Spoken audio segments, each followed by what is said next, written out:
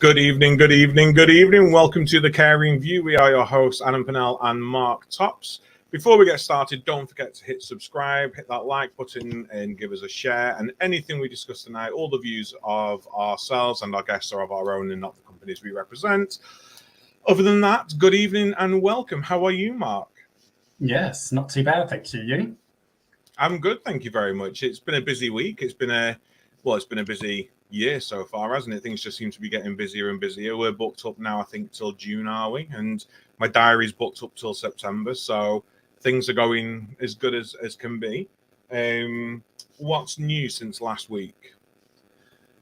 The world of social care seems to be quite quiet. The only thing, obviously, Ukraine's taken over quite rightly. I think, obviously, today there was traction about the number of cases rising.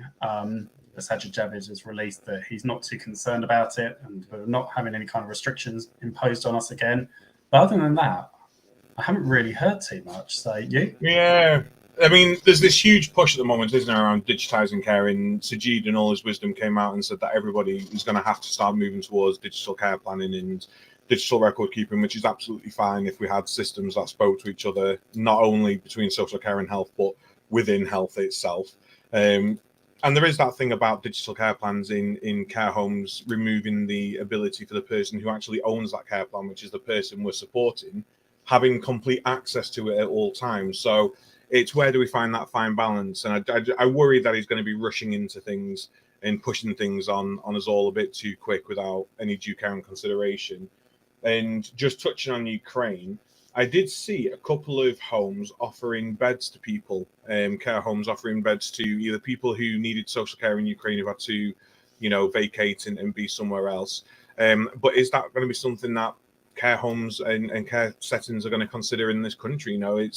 We all seem to be able to rally around in a crisis. So is it something we're going to offer? I don't know much about the social care system in Ukraine, so I don't know enough to comment at the moment.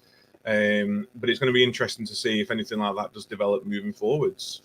Yeah, no, definitely. I mean, now you've said that, I have seen providers that have released statements saying they're going to help give people that are coming over jobs. I mean, I don't know how that's going to work in terms of references and background checks and bits and pieces. But yeah, I think it's good. I think if we can embrace people and, like you said, we can get people into the care system and support them with their needs, then yeah, I mean, welcome anybody. So yeah, I think that'll be good. Yeah. No, so tonight we are discussing something I find quite exciting, new care models.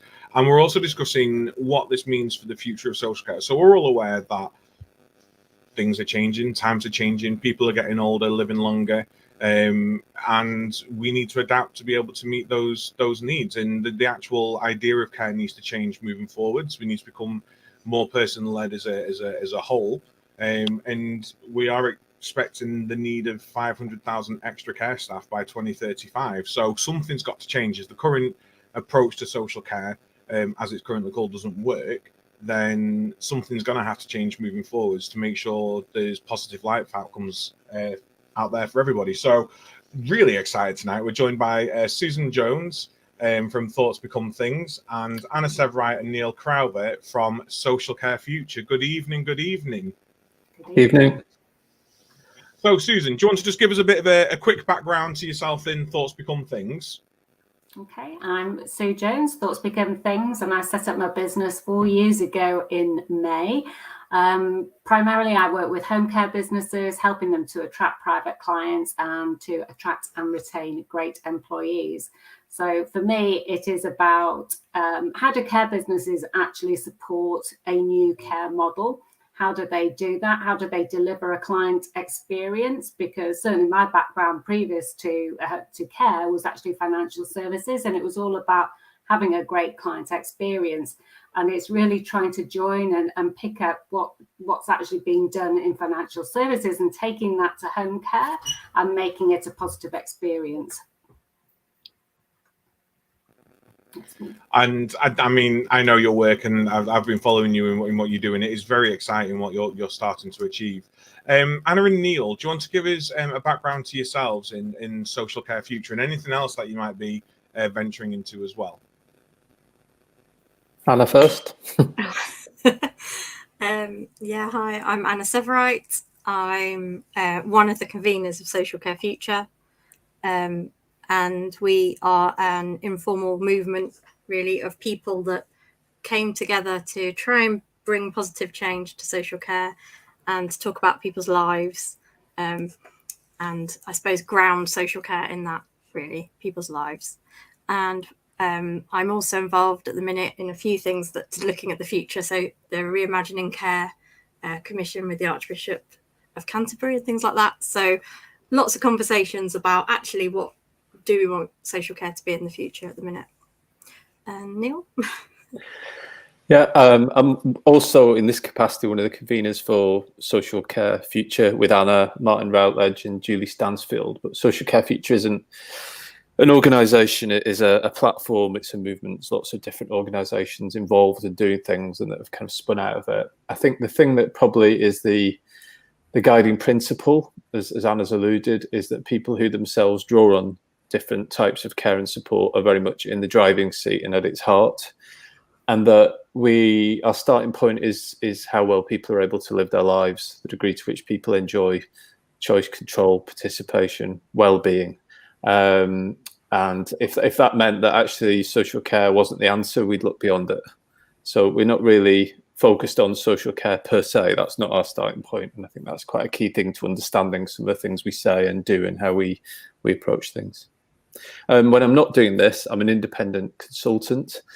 And I'm focused on all sorts of stuff, research around disability rights. I'm working at the minute with an organisation called Tribe, which is about bringing digital technology to the whole field of choice and control, and various other bits and pieces which may come up on the decks now. It all sounds very exciting and very interesting and very much aligned with, I think the idea of having a platform is very much why we created the Caring View. During the pandemic, there was a lot of voices that were being heard in the media, like myself or Marks and other care providers, but things were cherry picked and voices were either muted or not chosen to be heard. And I think we sat together and we just said we need somewhere where people of all angles, of all types, can come and have a voice that's heard on a platform, which is why, we have the Caring View, and it is a place to, and it's not just social care for us here as well. We do venture into health and we do look across other sectors. We will be doing when we have overseas recruitment and things like that, because ideas are great to come from other sectors. Now, Sue, I think I'm right in saying really that new care models moving forwards, we do have to start thinking outside the box, don't we? We do need to look at other areas and other industries where reform has happened and change has happened to then apply it to, say, the sector, to think outside of our sort of binary 2D view of home care or care homes. So what things should we be looking for coming up? I just said, there is, I think the problem is that care businesses, as in general, are so stressed and they've got a lot of things that they have to do and have to adhere to, that there is actually very little time for innovation and creativity to actually think, right, okay, what does this new model look like? But what I've seen, and I know Anna and Neil will be very familiar with some of these models because they're the person-centered models.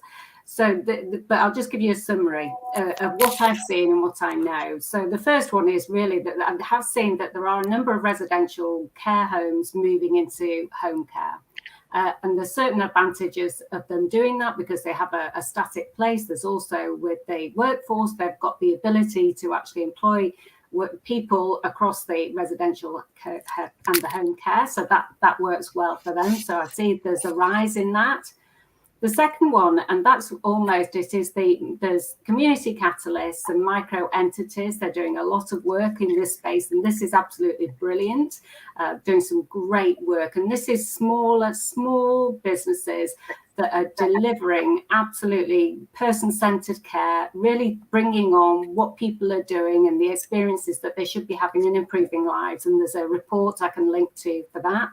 The next one is the Community Care and Circles Network. So again, that's really positive because that is bringing the whole person and looking at the whole picture and what that person needs. So community circles can be healthcare professionals, it can be family members, it can be friends, but really looking at what the purpose, what does this person want to achieve, and what are they looking at achieving. So that's really good. There's some really good work going on in that space.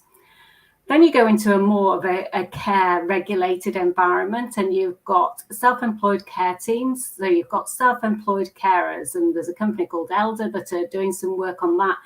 That they're really, because there's a problem with the care workforce, is that there's not actually many carers, even though they get paid more, want to be self-employed carers. So there's a problem with that, but Elder are doing a lot of good work in terms of really supporting people to become self-employed carers, because even care is becoming expensive.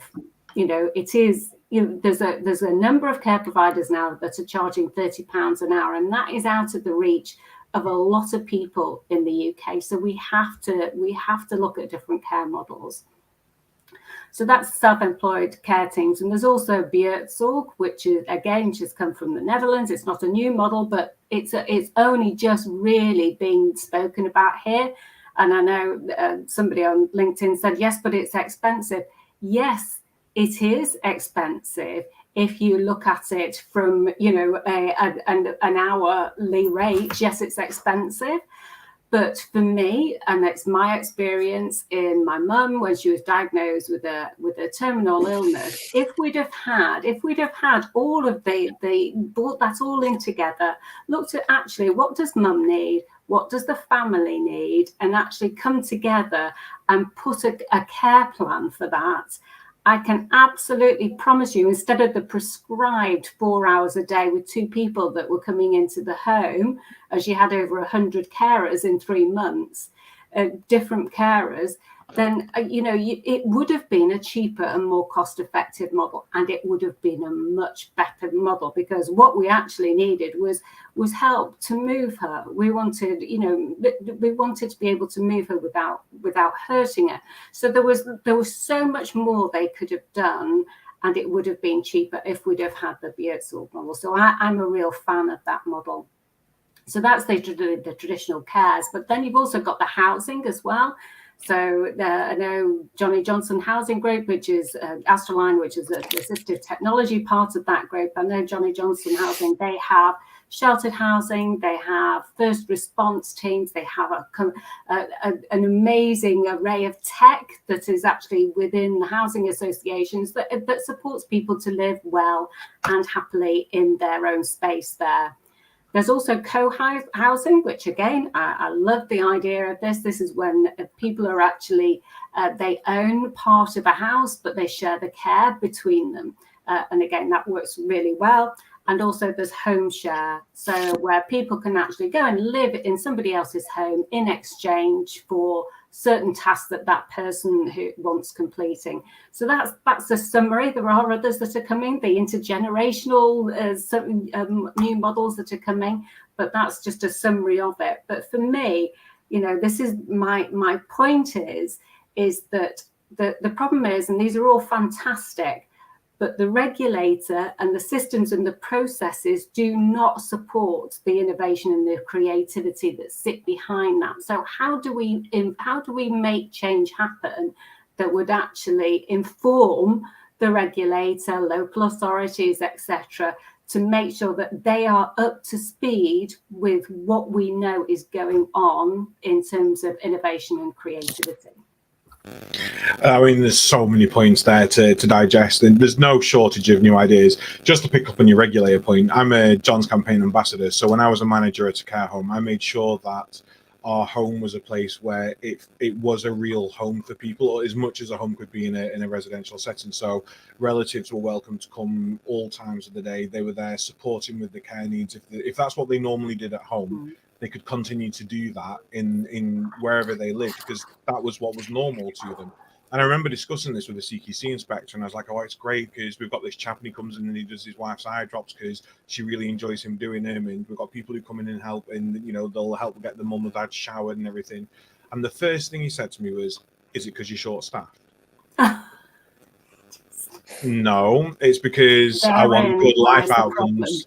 Exactly. But just talking on the PAs and privately employed carers, we do have direct payments, but even I could start to see that direct payments was becoming not fit for purpose practice. So, Anna, Neil, what are your views on the current direct payment approach to care? Because it was billed at this, you know, you can employ your own care, spend it how you want, and make sure your care is as you want it.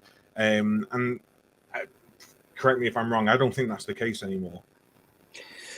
No, I mean, could we just maybe go into reverse a little bit? Because I think I don't know how Anna feels really. We've not talked about it, but I find sort of us talking about this is the language of the white paper, talking about this thing as new models, kind of not that helpful. And one of the things that we've invested a lot in is how we talk about social care, or how we talk about people's lives, and how we frame these things.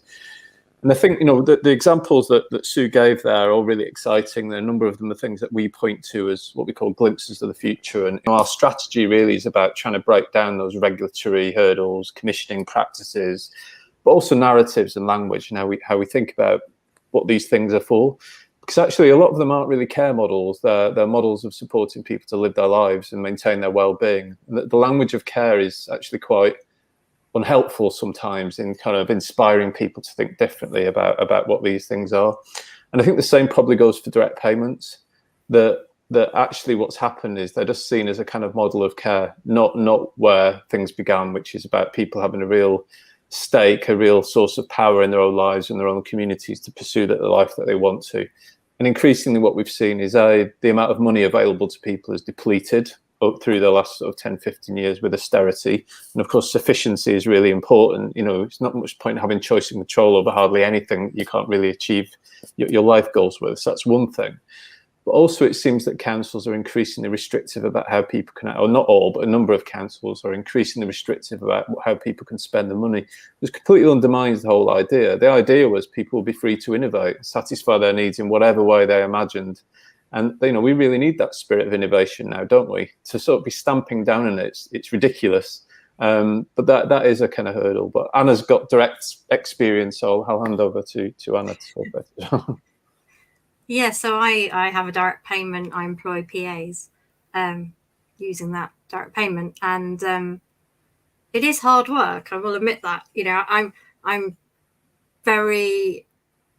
I would not hand my direct payment back and go back to an agency, because there's no way I could do that now. You know, I want to know who's coming into my home and not have a random person turn up at a different time to what I expected, which is what my experience of an agency was. But at the same time, there is a burden to it. And I can see why for a lot of people, they're put off by the thought of having, you know, effectively I have had to become not a business because I don't make any money, but, you know, I have to have a sort payroll and pay HMRC and all those sort of things, which I didn't sign up for. I'm just a disabled person trying to get on with my life. So I do think there is a need for better support for people who use direct payments, definitely. And as Neil said, some of the bureaucracy and the rules that have kind of come in and the control over how you spend that money. I think it's fundamentally about trusting individuals and families that they are actually experts in their own lives.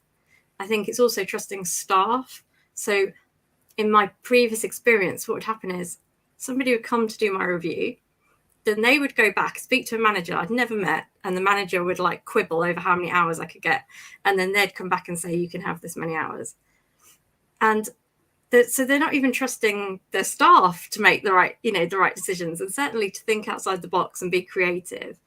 And I just feel like we do need to kind of reboot direct payments, but I don't think we should get rid of them, because actually, fundamentally, I think what they offer was and still can be people having real genuine choice over their lives. And for a lot of disabled people, you know, we need that choice, and we need that control. But yeah, there's certainly things that could improve. And I know TLAP recently produced a report sort of pointing to sort of best practice around direct payments.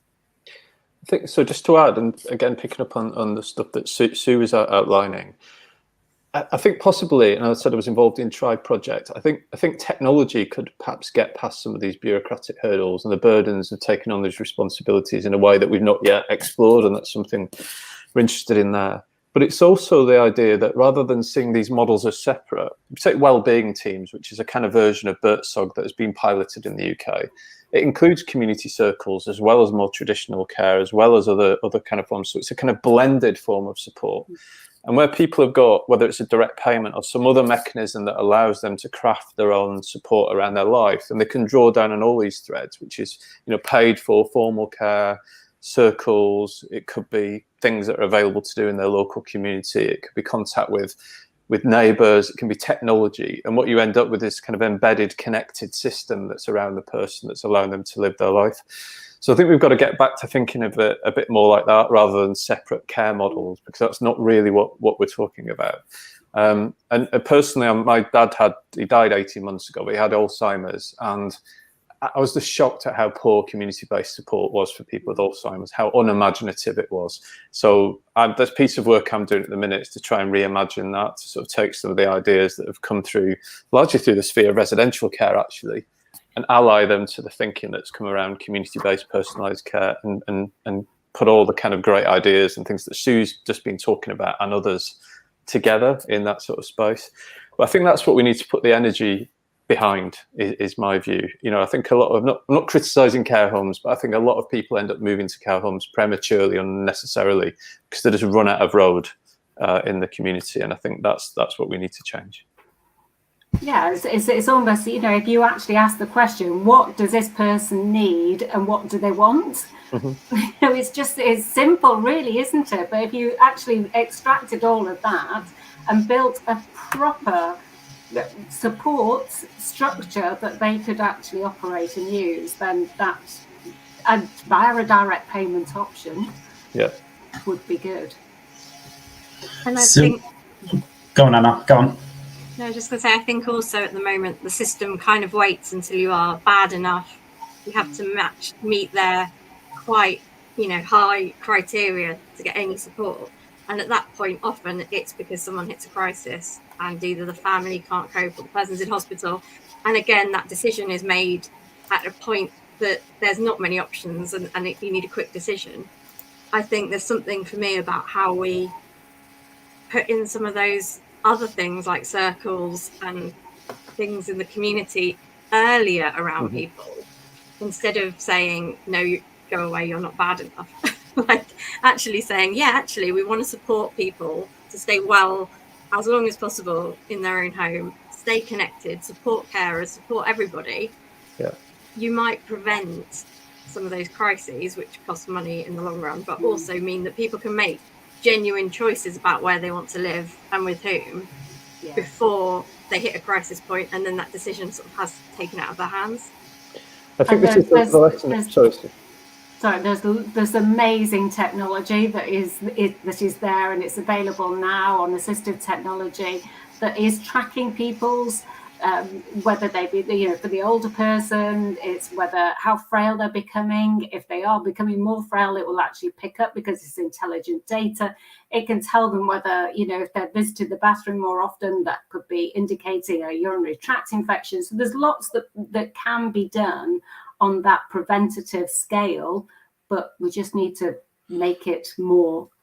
I think that's true with technology, but I think this is a sort of more profound shift. And I think what's really interesting, if you go back, Mark will be familiar with it, I'm sure Adam as well, but the work that Tom Kitwood did around people with dementia in the 1990s, and how central to people's well-being was their sense of personhood, their identity, and how much that was shaped by the environment, being able to be with the people, it's our vision, be in the place you call home with the people and things that you love, in communities where people look out for one another, doing what matters to you.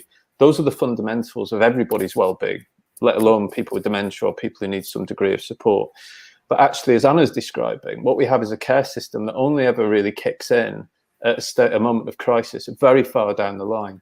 Yeah, imagine if at the point somebody was diagnosed or an earlier stage, they had access to the 3 conversations model. And the first conversation is about where they're at in their life, what they want to achieve, how they want to spend, the rest of their life, what they want to actually do. And at that point, we're looking at things like a community circle, or we're thinking what assets and what opportunities people have around them now, what technology is freely available on the market, not the care market, look at Wendy Mitchell's latest interviews about using an iPad and an Amazon Alexa for the first time ever. She's never been near a social worker or a local council in getting that stuff. That's the infrastructure that we need to put in place that's missing. It's not about the care system. It's about the kind of support system and the opportunities in community. So I think we have to decouple some of these conversations from care. I don't think it's helpful. It creates too narrow a set of associations where there's all this stuff that most people are not in touch with the care system at all. They have no connection with it. And they're innovating all the time, and they're imagining ways to kind of cope. Some of them are struggling where they shouldn't. We don't connect those people together. We don't have a mum's net for care and support. You know, these are just basic things we could be doing that would be really transformative. And in the long run, if you want to talk about money, would likely delay people moving into or requiring more intensive forms of care and support, but we're not doing them.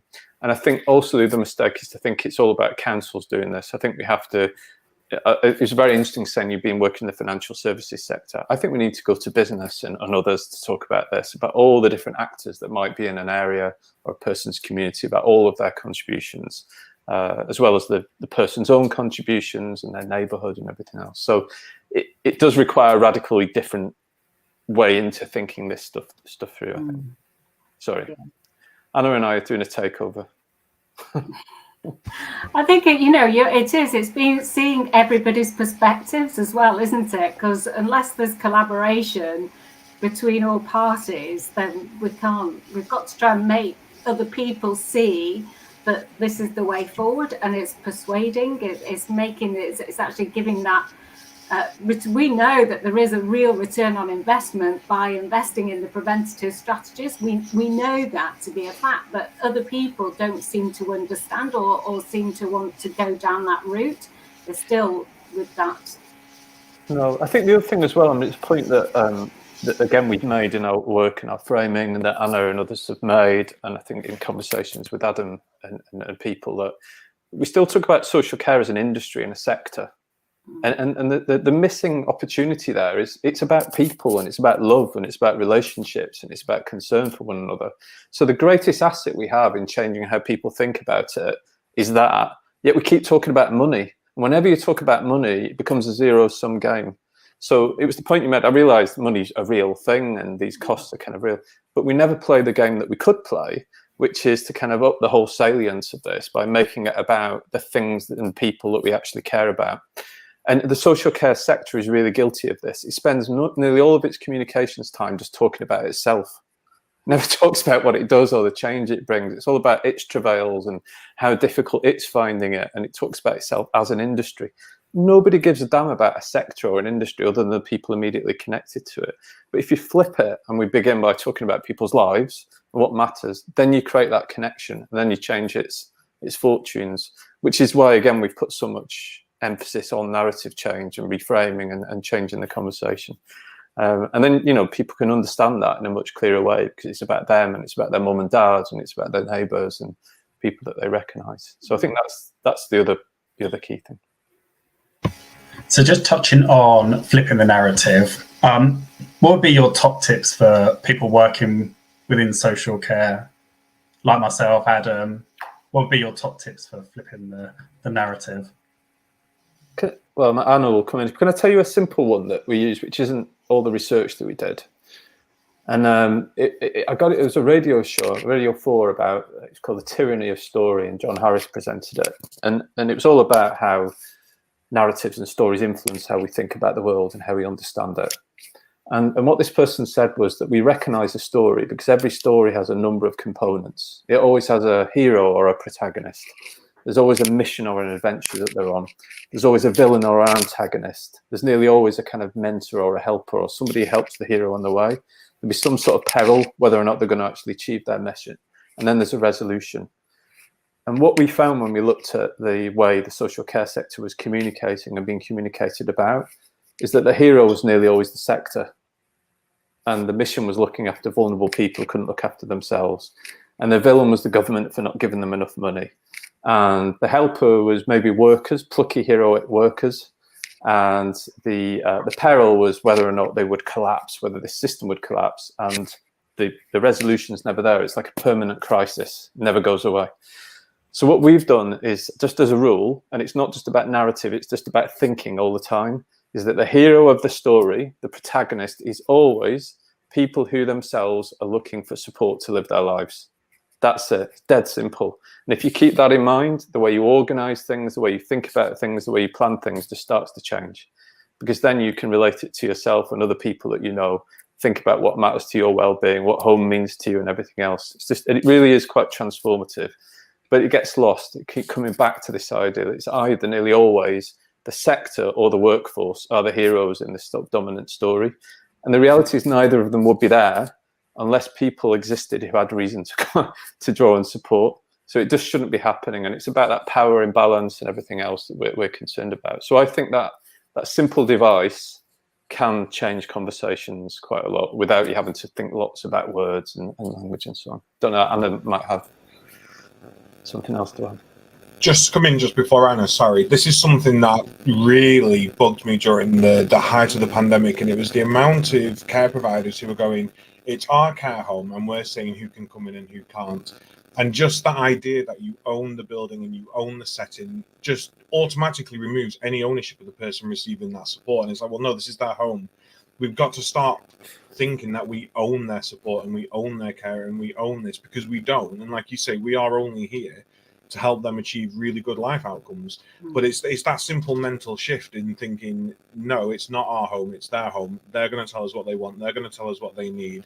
And it was really difficult during the pandemic to try, and we achieved it quite well in getting, you know, more doors open and more visitors attending and more relatives and circles of support involved. It was just hard to try and start that shift during a worldwide pandemic. Yeah, well, no one could doubt the complexity around visiting rules and everything else, but I mean, this is where it gets more complex, isn't it? Because once you begin to think like this, you have to start to ask whether or not it's fundamentally something wrong with the model itself, whether it can ever be home. You know, I was looking at some material from a major residential care provider, and it said something in this really self-celebratory way. We encourage residents to bring some of their own belongings to personalize their room. I'm like, what is this, a prison? I mean, it sounds like prison, you know, and I think that's the problem. It felt for me there was a long period of time where we were moving away from that, where we were talking about tenancies, about people having genuine control. Yet the trends are to ever larger care homes, which by their nature are going to be more depersonalized. The reality is it was much harder to keep COVID at bay in larger care homes because once it's in, it's spread like wildfire. No, these are real problems that we seem to be dodging a bit now, but the market isn't dodging them, because we know actually from King's Fund work last week that the number of people choosing residential care is going down. So I think it's the point Sue made at the beginning, we've no choice but to think about new models or new approaches, because people are going to start looking for they're going to think very differently, aren't they? I think the one that I've seen, and it's Belong, and they call them households. They call the households, and they really encourage people to go in. They have a bistro on site, so they call it a bistro. It serves really nice food. It's just a welcoming experience. Yeah, my dad actually lived in a Belong household, but only for a few days. Sadly, he became ill and went back into hospital, and it did feel like a different environment. But even then, of course, we weren't allowed to go in and see him. I mean, that was kind of the height of the pandemic, so you know, that's the key factor. Anyway, sorry, Anna, I interrupted you. No, I mean, I think kind of going back to the who tells the story bit, I think we are still very much in a sector that talks about social care and talks about people rather than the people talking about it themselves. And I guess this is why we started Social Care Future, because there were large conferences happening talking about social care without anybody there that draws on social care, either speaking or in the audience. And actually it felt very wrong, and it still feels very wrong, that they're discussing something that impacts massively on our lives and we're not in the room. And you just wouldn't have that now about, like, I don't know, women's rights, and not invite any women to the conference. You would get, you know, told that that's ridiculous, and yet somehow it's okay for social care. And I think that then happens in the media. So when you hear about social care, you never hear, if you hear from someone with lived experience, it's usually like a sort of story, you know, like that they're sort of saying, oh, it's not actually about what we want from our lives. It's not actually us as the experts. So like I've been introduced, sometimes they'll say, oh, we've got these experts and someone with lived experience. So it's like, you know, we need to reframe this idea that also I think that there's these, so for me, social care is about everyone, right? So I care that the workforce, my employees have good pay and are paid properly. Of course I do.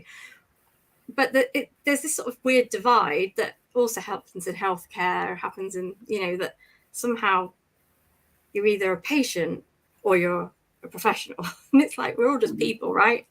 And for me, it's somehow how we break down some of that sort of, even just patronizing of people. And don't get me wrong, like, so we had an inquiry where we, that was led by people who draw on social care. So there's a group of 12 of us. We had somebody with dementia, we had people with learning disabilities. We did that inquiry in a different way to how, like, you know, I don't know, the King's Fund would have an inquiry or the government would, you know, we made it accessible for everyone because that's important. And I guess these environments need to be more open to actually hearing from different people and in a more accessible way, so that everybody, because what's happens now is me and Clinton, I don't know if you've had Clinton on, but, you know, we get invited to all these conferences, which, okay, that's a little bit of progress, but actually we don't speak for everyone and we're not hearing from like the range of people and different people's experiences. So I think we now need to move to a place where actually we're hearing genuinely from people. And, you know, if you're a provider, do the people in your care home have a genuine say over things in the care home? Or, you know, and not just like maybe what's for dinner on a Monday, but like actually a part of those kind of conversations, because I think power is at the heart of some of this stuff. And it will look different in different places, but this weird divide isn't helpful for anyone. I think we need to just say it's all about people and work together on stuff. I think you've raised a really good point. And I know during the pandemic, when we had news reporters contacting us, I was very keen on actually, you need to talk to people that are living in this care home, because it doesn't impact me. I can clock off at 9, 10 o'clock at night and go home, but they're living here 24/7, speak to them about their experience. So I've seen Clinton and obviously yourself on social media and at events.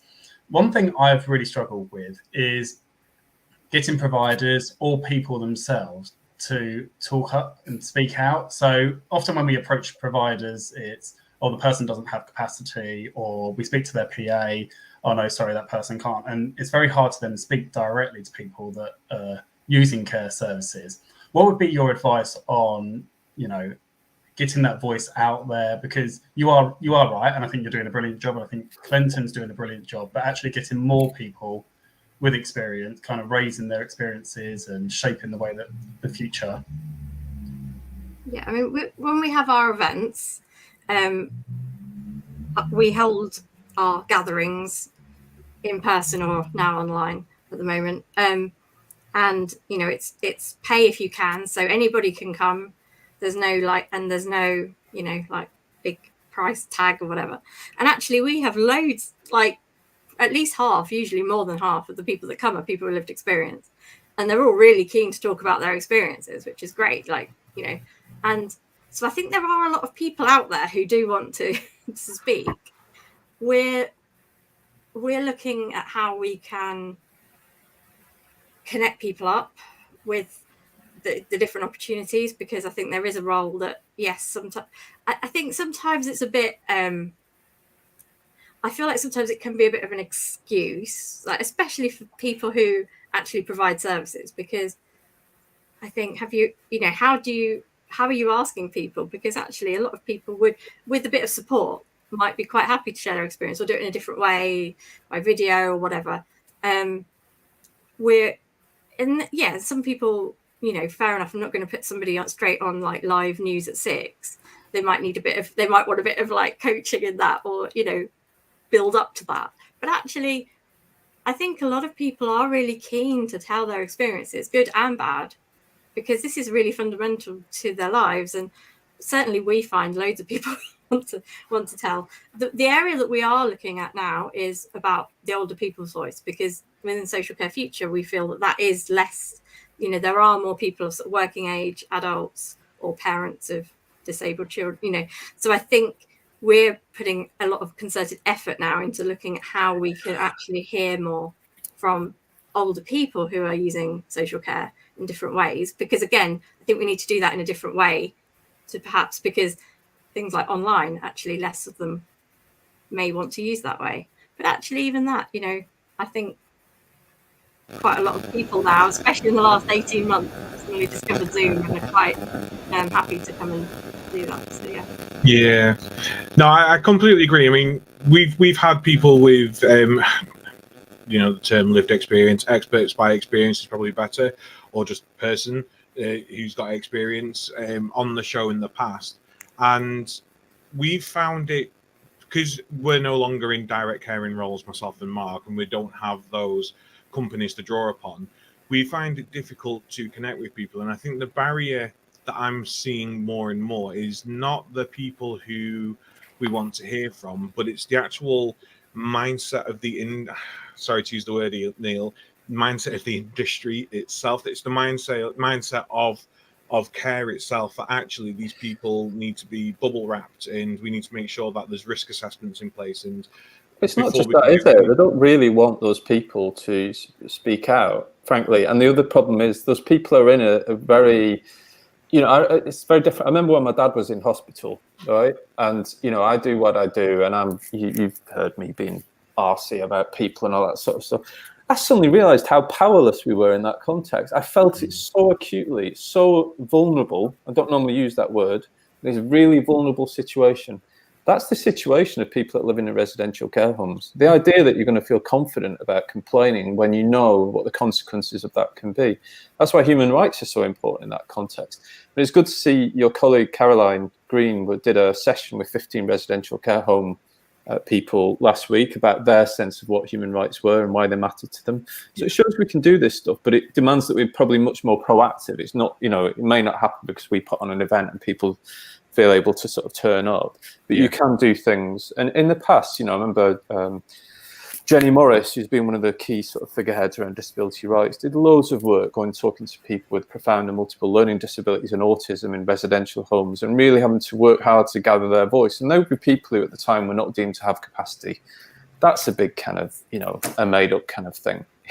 It's more important than anything to make sure that the voice of those people are actually heard and reached out. So it means we do have to make a lot of effort. Social Care Future needs to make more effort than it has been doing. We're sort of striving to do that. The other thing that I didn't mention there is we are with TLAP and Community Catalyst looking at how we can sort of grow a sort of broader network of spokespeople that can speak at conferences and in the media and everything else, and then how we support those people to have those skills and that kind of confidence. So we are proactively trying to do that. But I think there's the thing about events, big glossy events and platforms. There's several going on this week. Hardly any of them have anyone who draws on support speaking on them, which is really annoying. But it's not just that. It's back to the story thing I just said.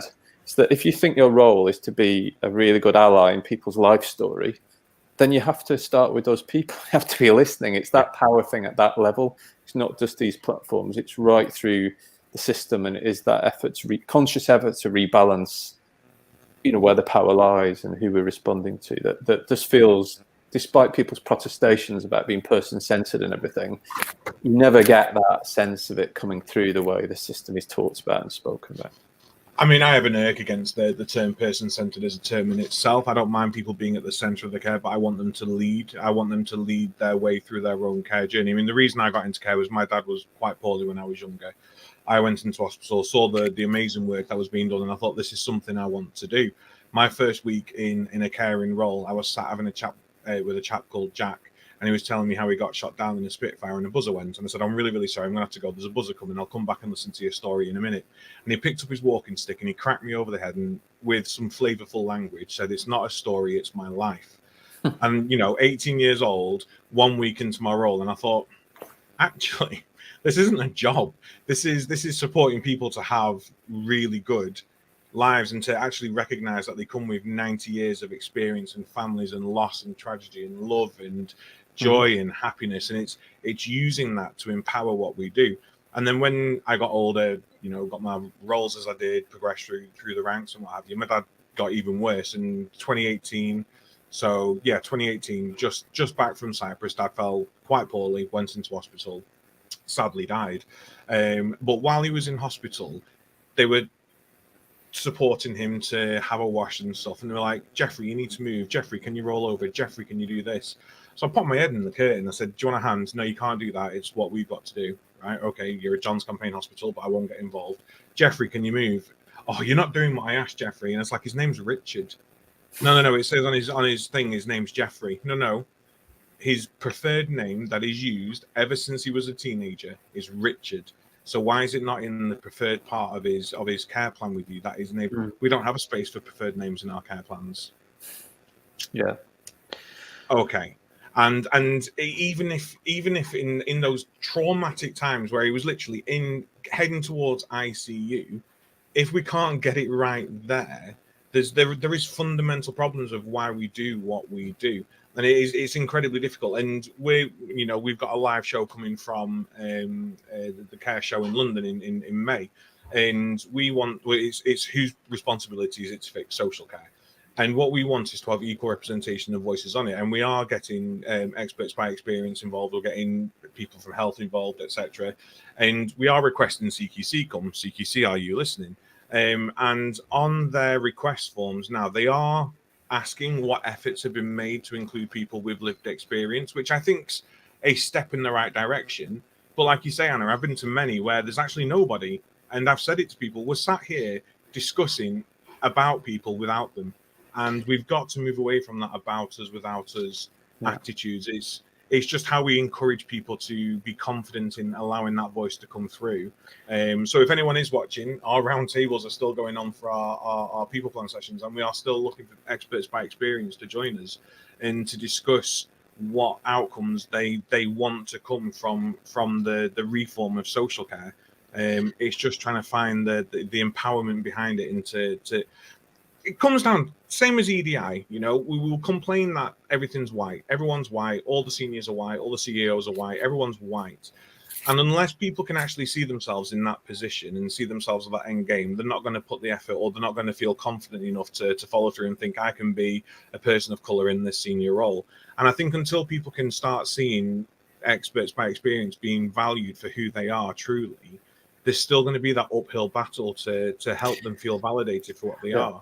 Can I just say as well, because it's something that relates to my family, is my niece has limited awareness, and she's an adult and she's got 3 young children. She had a brain injury, but the voice for her cannot be heard, so we have to rely, and because she's an adult, it has been a real challenge to get her voice heard in the whole care system. That's primary care, that's social care, that's residential care.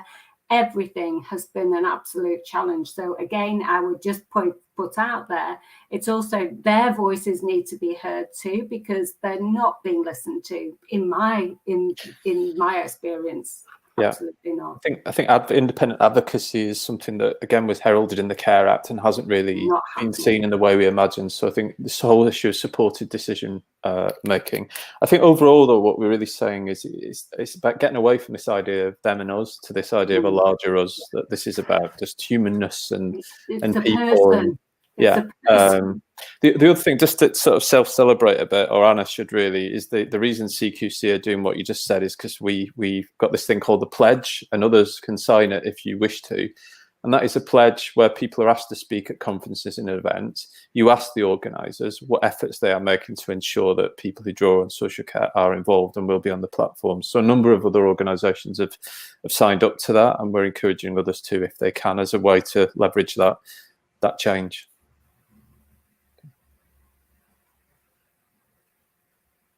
Sorry, I was just looking for it on Google. I'm sure Adam was doing the same. We'll get that link and we'll share it in the comments as well. So yeah.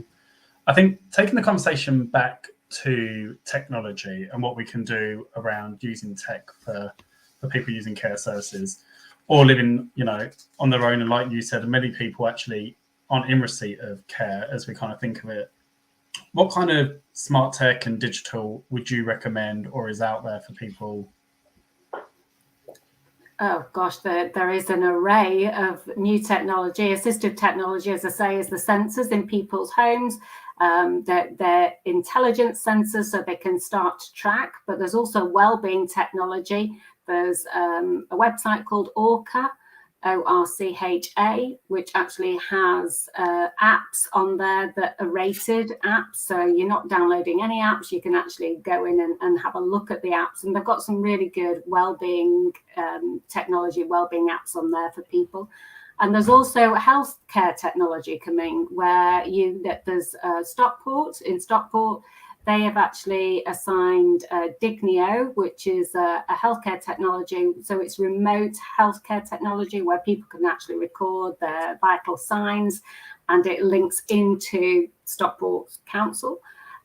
So that's there. And then there's also the robots as well. So pet robots, dementia, they're really great for people with dementia, that are helping them just to, they're proven to really make a difference to people. And then there's the new robots. I mean, we've got the new Alexa robot, and I can't remember what that Alexa robot's called, but it moves around the house. So it's all coming. My problem with technology is data. I think when we talk about technology and digital innovations as well, is I've got grandparents who one's living with Alzheimer's hepatitis, one's living with vascular dementia, and one of the things that getting feedback from somebody's, but I'm not quite sure whose, but it seems to be disappearing. No? Now it's gone. Neil, sorry, I was putting everybody on mute, but so you'll be on mute, so just have to unmute yourself when you don't speak. Go on, Adam, carry on.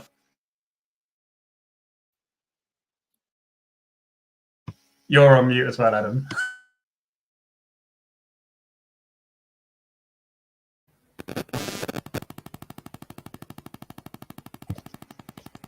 I think it's coming from Adam, isn't it? The noise. I think it is.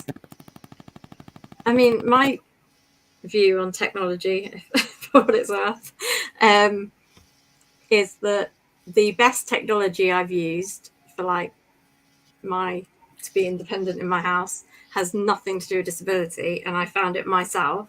And the stuff that social care put in was clunky, ugly, cost loads of money, and didn't really work very well. And then I got rid of it all and just got some Alexas, and it should probably start talking to me now, but does it all so much quicker, so much cheaper, and just really, and I suppose what I would like is that social care doesn't just look at sort of social care tech, but actually how we can sort of integrate the wider tech stuff. And I heard a really lovely story the other day. I was talking to a lady. She was saying she's a carer for her 84-year-old husband who's got some quite significant health problems. And she was saying he's never had a smartphone before, but they got him an iPhone. And this iPhone has changed his life, because before he had to rely on her to contact the doctors and stuff like that. And now he's booking things. He's joined the family WhatsApp group. So he's now much more connected to his kids and his grandkids again. And, he's sending funny pictures and stuff. And he's just, she's saying, but my daughter's now introduced him to Deliveroo. So, but he's suddenly got a bit of that independence, I guess, and that autonomy that he had probably lost some of. And so, and she was sort of saying, and if he can do it, a lot of people, I think she was surprised at how quickly he'd sort of picked it up and just sort of gone with it.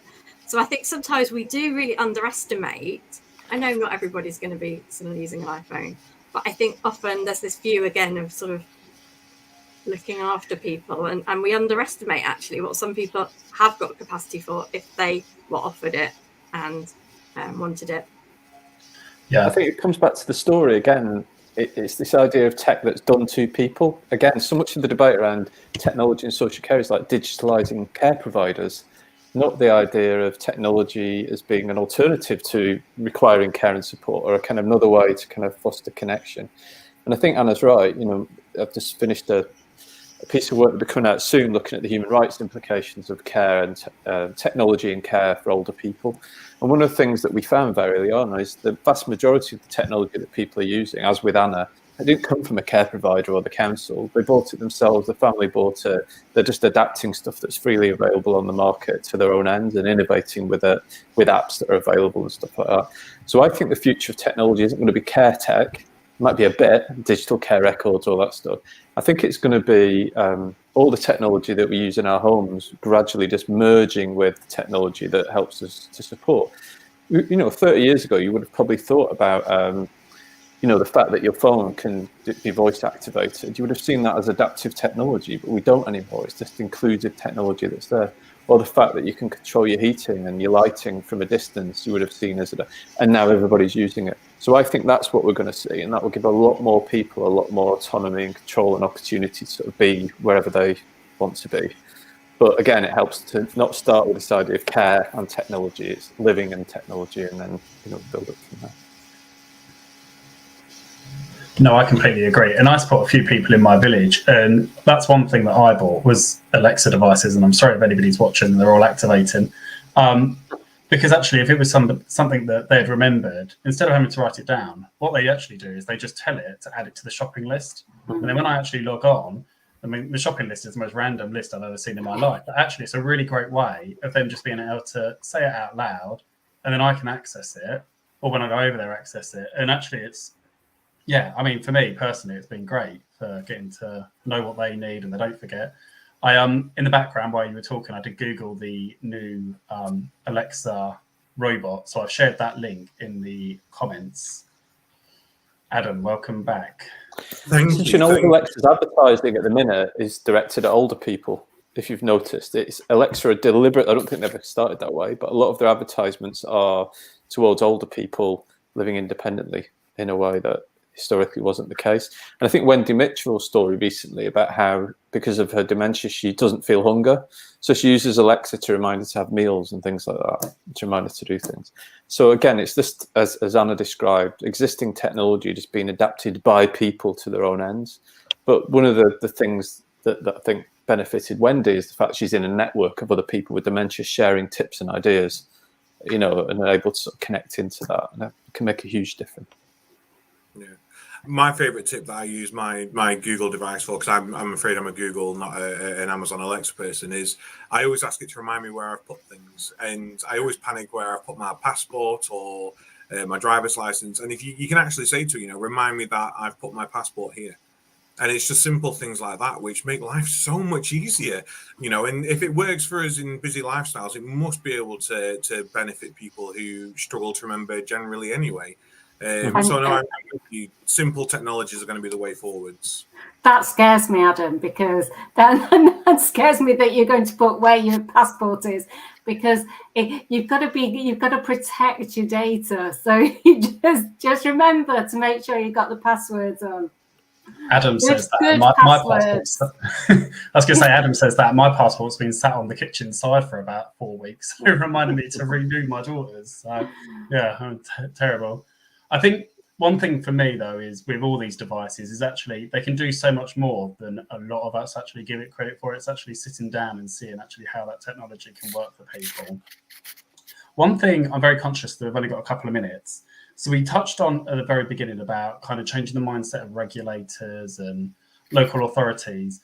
Neil, obviously you've done a lot of work, and Sue and Anna, is there any advice from the three of you about how you can change the mindset? And I mean, the only experience I've really got is from when people wanted to stay living in their own home with a living care worker, but actually a local authority saying, well, actually, no, that's not, it's either home care or residential care. And there was nothing in the middle. And the amount of arguments and battles that we used to have saying, surely it's about their choice and what they want. And ultimately, if the council were paying for it, it would always be what they decided. Is there any kind of tips of what you would recommend to kind of sway that conversation, or to kind of, one for a better word, have the upper hand? Just very quickly from my perspective, there's still many care businesses out there that don't know about direct payments. And you'd be surprised how many care businesses do not know that that is a choice for people. So for me, it's making sure that when CQC, when you actually go, when they register as a care business, what are CQC doing there that would actually tell them these are the options, rather than going on a list with a local authority? These are the options that you can go down, because direct payments, personal budgets is definitely an option that should be available and open to people, but it's not discussed.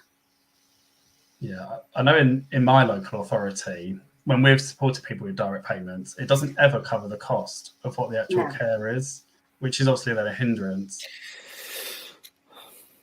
Neil, go on. Oh, no, sorry. It was because I'd say my batch is better to run out. I think we have to have a broader conception of resources than just money, and recognise there's all sorts of things we can sort of stitch together. I think we need to learn to operate outside the boundaries of regulated care, because, you know, regulators and the councils, I'm afraid, do tend to extinguish too many good ideas. But there's lots of things that can kind of happen. We've just been talking about all the technology that's got nothing to do with regulated care. There's countless things we can do about relationships and things like that. But we do at the same time have to change the whole kind of culture and this issue of power and these questions of safeguarding, which I think too often are about liability rather than risk. I think we have a lot of grown-up conversations that we need to have about that stuff to move it forward. 100%. And Anna, any advice from you? I think it shows again the importance of things like advocacy and peer support, so that people know what the options are available and how to challenge if they do want to challenge. I think it is a very difficult time at the moment. People are having budgets cut, and clearly as a sector we need to talk differently, because this crisis talk for the last decade hasn't worked. We're not getting any more funding, and we need to start telling the value of social care in a way that actually means people support it politically, and therefore the will is there to properly invest in it. But I think around direct payments, I was recently at a conference and a provider was saying how wonderful they were because they were paying 20p above the minimum wage now or whatever per hour. And I, as a direct payment employer, pay at least, I think it's £2.50 above the minimum wage, because I don't have any of those middle managers to pay. I don't have any shareholders. I don't have any of this, right? I get my budget, I pay some insurance, and then the rest goes on my staff. So actually, I think direct payments can be a good way of valuing care staff and actually giving them a decent living wage, because I'm paying a lot more than the average care home. That's not to say that care homes shouldn't get more money so they can also pay the staff properly, but it's just an example that actually sometimes doing it in a different way can actually maybe help with some of those issues. Yeah, no, a very good example, I think. And yeah, I won't even get started on advocates and the challenges. I spent 4 years battling to get one for somebody prior to moving away from the care home. Adam, I will hand over to you to close the show. What have we got next week? So, I mean, first off, just a huge thank you to Sue, Neil and Anna for joining us. I mean, every week my mind's always alight with inspiration and ideas for things moving forwards. And if I'm hand on heart honest, wasn't aware of the pledge, but I think it's something everyone should be aware of now. So we'll make sure that we do a focus piece on that after the show at some point this week. And I think everyone should be looking at including anyone who's drawing in social services and care and health in the planning and the visions for the future, like you say, you know, about you, with you, and that's how it's got to be moving forwards. So next week, whoa, we're going to try something. We're trying to be a bit fancy now with the show. So we've actually got coming up the 4-day week. Will it work in care? So that's going to be next week's topic of conversation. I am a huge believer that the 4-day week is a fallacy and doesn't work at all. I know Mark maybe is slightly different, so that's going to be an interesting conversation. March 29th, we've got disability awareness, and Mike Adams is joining us that week as well, I think, isn't he? So that's going to be a really good discussion. And then the week after, we're going to be discussing the menopause and supporting our workforce. So we've got some really good stuff coming up over the next few weeks. Like I say, we do have our episodes planned out through to the end of June, but we are always looking for more guests to join us. And Mark and I do scale Twitter and LinkedIn and Facebook and the support groups that we're in Our Caring View support group on Facebook is a group for everyone, not just providers. So if you are watching this and you're not a provider, do not feel like you're ostracized from that group. It's a support group for everyone. We're all members of peer groups for managers and supporting managers. But actually, we created a peer group for everybody to support everybody through anything that they're going through in social care at the moment. But until next week, thank you everyone for joining us. It's been a really good conversation. No doubt we'll all keep in touch, and I'll be in touch about the pledge thing as well, Anna. I think it's a really wonderful thing to be going ahead. But until then, thank you so much, and we'll see you next week. Thank you. Thank you. Bye.